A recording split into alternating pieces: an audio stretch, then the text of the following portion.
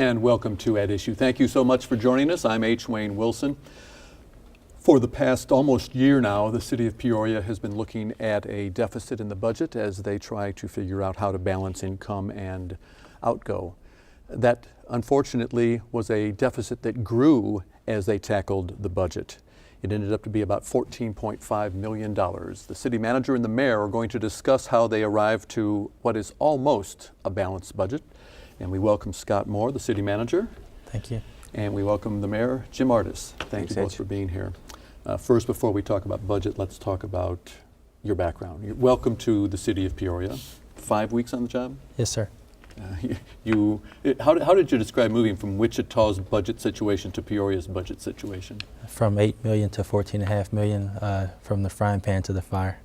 Yeah. And to put that in perspective, $8 million budget deficit that Wichita was facing, but their budget's about 3 times the size of Peoria's? Yes, sir. $500 million. 500 million versus 173 million yes, for the sir. city. Out of 173 million, $14.5 million is a pretty good chunk of money. So as a result, city employment is down, or will be down, 9.6%, give or take, from 794 to 718. While you're cutting those, you're faced with budget increases, in the case of pension, mandatory budget increase of 112% over the last 8 years. Pension costs have gone up 112% over the last 8 years. Healthcare costs have gone up 51% for the city over the last eight years. Mm-hmm. And inflation, to put this in perspective, 25% over that same period of time. And all the while, this past year, sales tax revenue for the city down 7%. This could not have been an easy process. No, it's been a difficult time, H. Even last year at this time when this whole economic tsunami was hitting our country, I don't think anybody anticipated the level to which these severe deficits would be and the impact that it's having on small and large cities alike. Let's talk about services. What will the Peoria resident, what kinds of services will we be missing? I think when you look at the operations that we have to reduce, we're still going to have basic service, fire, police, animal control could be affected, inspections. Some internal departments will see a reduction, but the basic thing that we want to make sure we stress to the community, we will be here, but it's just going to be a slow response times in some of the areas for its internal controls, internal processes that we have to manage. But everything on the streets will be there. It just, they may not be there as quickly, but in response to phone calls and 911, we will show up. When we say response, let me talk about a specific situation. Gang intelligence unit, I believe the police department calls it. That's being eliminated, or at least under the current structure being eliminated. And yet, just yesterday, we had the new gang program where the first-time offenders meet their victims. Doesn't that have to affect the way police respond to residents' needs? It absolutely will, and that's going to be one of the adjustments that people are going to have to make going into next year and probably the next couple of years while the economy rebounds. The response times aren't going to be what we've been used to. The service level that the city's been able to provide for many years is not going to be able to meet those expectations at the same level because we're working with less resources. Recent survey showed that the state of Illinois has the highest gang membership per capita than any other state. Peoria County is estimated to have 2,000 gang members. And that's the county, not the city. Mm-hmm. Should we be concerned about that particular aspect? I think what we're facing is that neighbors have to help us out. If they see activities, we ask them to call, keep track of things where they don't see the police presence, but be able to identify vehicles, identify individuals, and basically just report that, and then that we can log that and be able to respond based on their level of involvement and their level of wanting to keep their neighborhood safe. And I think that'll be a good partnership moving forward with them being involved and with them building that level of trust with us to respond when they see things that are illegal. One of the things you're going to do to try to help avoid all of a sudden we've got a $14.5 million budget deficit is. You're going to review things on a quarterly basis? Yes, sir. The key is being able to look at our finances and be able to project out, so that way the council and we can be working ahead of time. Like this year, they were able to get together in January and basically have been working, looking at numbers throughout the whole year. And I think that's just to be transparent. That's what we have to do. I mean, this is a time where we want citizens to be educated about their finances and what their taxes pay for, and what we have to do to make decisions on Tuesdays is to make sure we're looking at it from the bigger picture rather than from a special interest per se.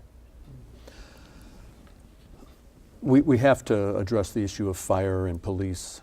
The unions representing labor and organizations in the city, there are 8 of them. They were asked to take a wage freeze for 1 year. Mm-hmm. Fire department was the first to come forward. Yes, we'll take a wage freeze. Crafts and arts and things of that nature also. But AFSCME and the police department did not. Did that impact decision making? Certainly, it did. The firefighters group were the first group to stand up, not question. They understood the reasoning. All the budget information that the administration has provided to the council has been open and available to all those groups to look at. It's not smoke and mirrors. We're not playing games. We need this assistance. And that group came forward. And as a matter of fact, my understanding is that they're still looking at potentially bringing more money back to us that they can squeeze out of their budget. It really is unfortunate that those other 2 groups haven't seen it within themselves to be able to come back, and we're not asking for a pay cut. We're asking for a pay freeze to hold as many jobs as we can. So yeah, that has a huge impact on the decision-making process of where we're going to cut. The police department in 2002 had 220 members of the force. Under this new proposal, 217, so in about the same, 2002, 2010. If we were able to handle the situation in 2002, can we expect that would be the same in 2010? Because really the reduction in force brings us down to the 2002 level. We have the same population as we did in 2002. Well, I think you could probably make that argument both ways. Your argument would seem to make sense if we're comparing apples and apples. We have roughly the same number of people in the city and a few more police officers than we had back then. I do think that probably the level of sophistication that we're seeing in those that are committing crimes is much different now than it was a mere 7 years ago. You're seeing higher caliber weapons used. You're seeing more sophisticated types of crime, and I do think that would necessitate additional people. You mentioned the gang numbers here, and while not trying to diminish the statistics that have been presented to us by the FBI and others, I think that the level of gangs here in Peoria it's kind of like gang light. And I'm not trying to be funny about it, but the level of gang involvement and the intensity of those gangs in Peoria are much different than you're going to see in a Chicago or Indianapolis or St. Louis or so on. And not to diminish the urgency of addressing the problem. In a Peoria County survey, Peoria County conducted the survey, the number 2 want of the citizenry in the county was sheriff's patrols. With that in mind, we're going to see 9 fewer patrol officers under Chief Settings Guard may change the arrangement, but right now it looks like 9 fewer patrol officers. With the survey results in mind, should that be of concern as you look at the services the police department can provide? Well, I think when we start looking at restructuring, I think we have certain areas in the city that require an intensity of public safety presence. And I think that's what we'll look at on each shift. They can look at the data and say, where do we need to concentrate our forces? And if that's the data shows one area needed in the second shift or the third shift, that's where we'll make the shift, but make sure we still have coverage throughout the other parts of the city where people can see that we're still going to be there, but we'll just make the shift based on the data and where the need is to address crime. one thing we haven't talked about is the tax rate. And I know the city doesn't set the tax rate, but based upon all the information that you have, will the tax rate remain the same, go up, go down? Well, the city does set the tax rate, and we don't anticipate a change. We haven't changed our rate in Peoria for over 25 years, so it's been something that we've held very close. And people are going to say, "Who are you kidding? My taxes go up every year," and that's because the value of their home goes up. So that's why they pay more. Our rate hasn't basically changed in a long time. The council is very sensitive this year, as we have been in the past, to what a raise in that rate would mean to homeowners, business owners, and so on. And we're trying to hold that line under very difficult circumstances. I'm going to characterize this budget process as being playtime compared to what you might face in the future. You're looking at what's commonly called CSO, combined sewer overflow. The city is, for background, the city has a combined sewer system so that when rainfall, heavy rainfall comes in, we're putting effluent into the Illinois River. The EPA says you need to fix that, and that can be done through a variety of ways, but we're looking at retention ponds, so to speak, or structures, anywhere from $150 to $300 million. The budget for the year is $173 million. Where's the city at in addressing this issue? Well, we're still working and having a lot of discussions with IEPA and United States EPA on how we're going to be able to address it and what we can afford to do to address it. We're hoping that it's not just the traditional pipes underground. We're hoping to be able to come up with alternative ways that we can utilize green technology and also address the problem. But at the end of the day, as you said, H, we're still going to look at a specific or a significant expenditure on the part of the city. The good news is we're not going to have to come up with it all in 1 year. We'll have roughly 20 years or so to finance it, but it's going to be a significant challenge for us. And that'll be mandatory. Absolutely, it's a mandatory and it's an unfunded mandate. Somewhat related, the stormwater utility fee. You've only been here 5 weeks. Have you had a chance to talk to your counterparts in other communities yet? No, sir. Okay. Have you been in on the conversations with the stormwater utility fee, which would be the way Terry Coldis at Tri-County Regional Planning is talking about it, is that this would be a fee that the region would pay?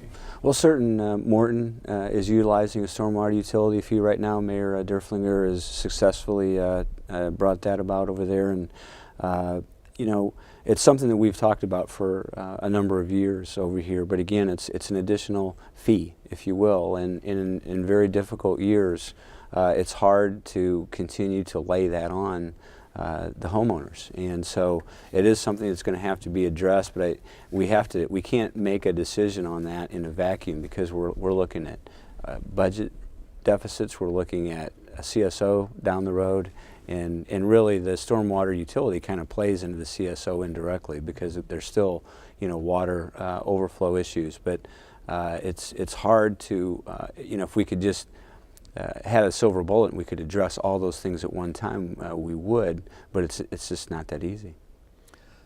Let's talk a little bit about snow routes. We're entering the winter season. The city has cut back to 23 snow routes. Yes, sir. How might that, what might we see as residents of the city of Peoria? Just the timing of it. If it's a heavier snow, we'll hit the main corridors.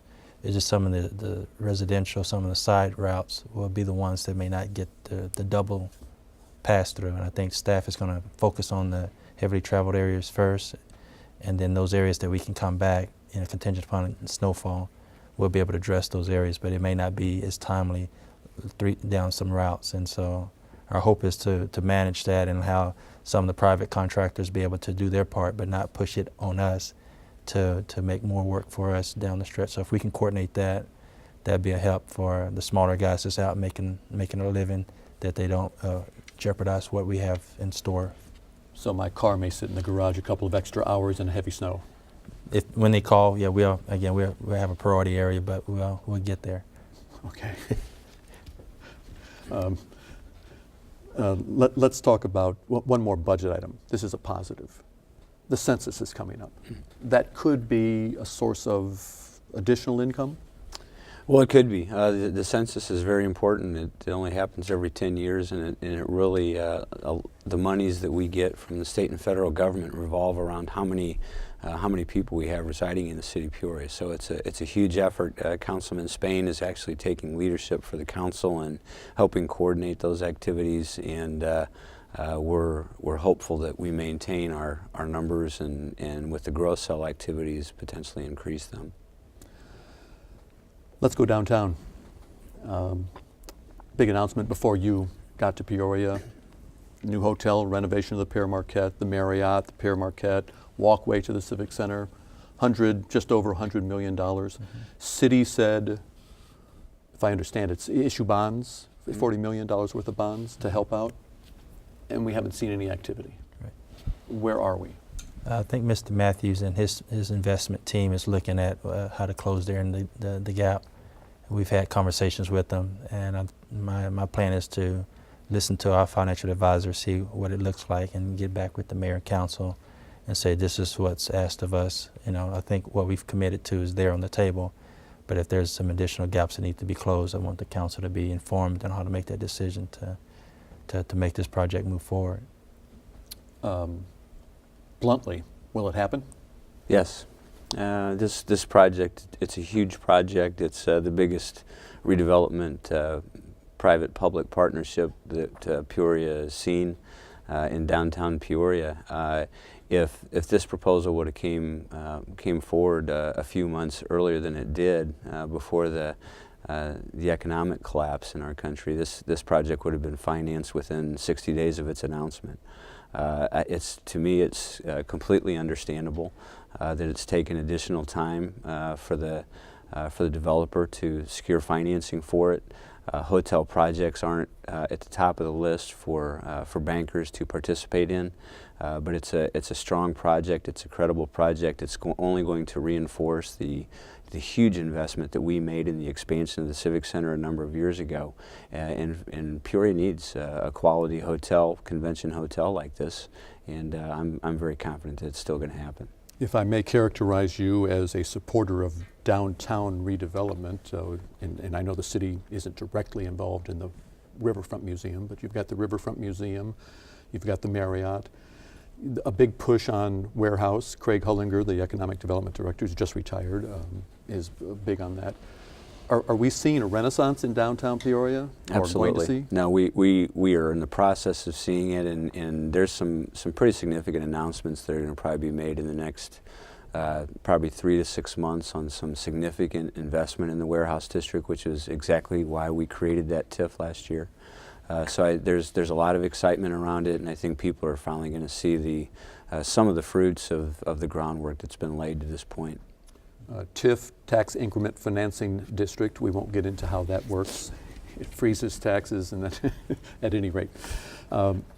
Let's talk about Comcast, the cable provider in Peoria. The contract was extended, not renewed. It was extended to January 31st. The reason behind that? Pretty much just we still got some things we have to work out. I mean, and to allow the differences in where we want to see cable services provided here in the community.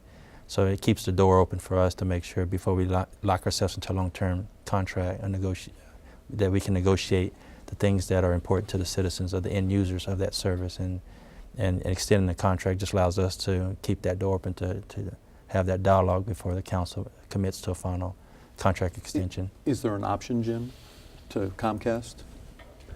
Is there an option? Like Omnilec? Well, Omnilec's looking at Pekin. Well, there's a number of different carriers out there, and it would be up to those groups to request an ability to come into Peoria to do business. Comcast doesn't have an exclusive. They do have a franchise agreement but it's not exclusive. But again, people need to consider the huge potential outlay it would take for a company to come in here and bury the cable throughout the whole city to provide service to everyone. Let's turn to something that really isn't technically under the city's purview, and that is District 150. You've had conversations with Paul Vallis, who's down in New Orleans right now. You've had conversations with Arne Duncan, Secretary of Education. What role might the city play in helping District 150 in the future? Well, I think that the city's role is going to be a continuation of what we've been trying to do for the last 4 or 5 years, and that's assist. I mean, District 150 is the largest public school district within the city.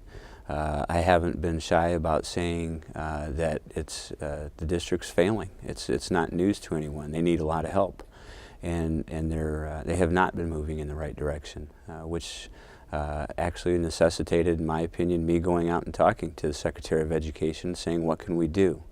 So my intention is to continue to assist, not to try to tell them how to do their business, but to say, we have got to turn that ship around. People are leaving our city in large numbers because they do not have confidence in our public school system. And even though we don't have control over the school district, it has a big impact on our city, and I cannot stand by and just watch the continued deterioration of that part of our city. Might the assistance come in the form of financial contribution, such as East Peoria has a tax and contributes that tax to their school districts? Well, you know, we go back to what we talked about earlier, and it's taxes and ability to raise those taxes or inability to raise those taxes. This council and many councils preceding us have been very reluctant to do that because the other taxing bodies have raised their rates. So the more they raise their rates, it really doesn't leave us a lot of opportunity to raise ours and compensate ourselves for the services that we provide to the citizens. I still take every chance I can get to help people understand that for every $1 of taxes you pay in the city of Peoria, we only get 11 cents on every $1. We're providing the police, the fire, the roads, the code enforcement, everything else we do on 11 cents on the tax dollar. People need to take out their tax bill and look and see where all those numbers break out. It's not the city. So when it comes to the city making in financial assistance, which would come through additional taxes to the school district, I would say, frankly, the school district is already getting more than the city is through the tax dollar, and I don't think that we're seeing the return on that investment. So before they say what's the city going to do to help us financially, I would say what are we doing with the tax dollars we're paying right now? Let me turn to Scott for a final comment in regard to, you've only had a snapshot of the city of Peoria, 5 weeks here, and I know you've been buried in budget, but what's your assessment of the city? I see a lot of potential. I see potential. I see people willing to step forward to help. I mean, I think it's a lot of behind the scenes because there's not a lot of press covering the people that are working, positioning themselves, positioning their organizations to help move things forward. Because I feel once we see a good recovery in the economy, there's a lot of things that will come before the council asking for support to endorse at the county, school district level, and especially at the city level. So the private sector and the nonprofit area are really positioning themselves to seize those opportunities because, I mean, we're ripe for a good recovery, but we're also ripe for opportunities that really are going to fall in our lap that we didn't have to really work hard for because people are doing that right now. You are not from this area? You're from Texas and Kansas, is that? Yes, sir. So there was nothing to draw you here? So what was the attraction? The opportunity presented itself when I threw my name in the hat. I had some successful interviews with the mayor and council, and I told them if I was to join their team, I'd be a good investment for them. You know, I feel that I'm peaking at a point to where I can help bring some experience from Texas, city of Austin, city of Wichita, large cities, but also bring a person that's going to be open, accessible, and willing to work side by side with the mayor and council. 15 seconds, your assessment so far. Well, Mr. Moore was amongst a large group of candidates, over 40, that applied for this job, and we think we got the #1 person out of that. We have a high level of confidence in his experience and what he brings to the table, and he's going to be a huge asset to the city, and he's going to be here for a long time. Thank you to both of you. Scott Moore, City Manager of the City of Peoria. Jim Ardis, Mayor of the City of Peoria. Thank you. It's been a very difficult time for the city, and I appreciate your sharing with us. Thanks, H. Thanks. The Mayor talked about District 150 problems. We're going to be talking to the Superintendent of District 150, the outgoing Superintendent, Ken Hinton, in 2 weeks. Next week, the head of the NEA, National Endowment for the Arts, will be with us. So please join us the next 2 weeks for At Issue.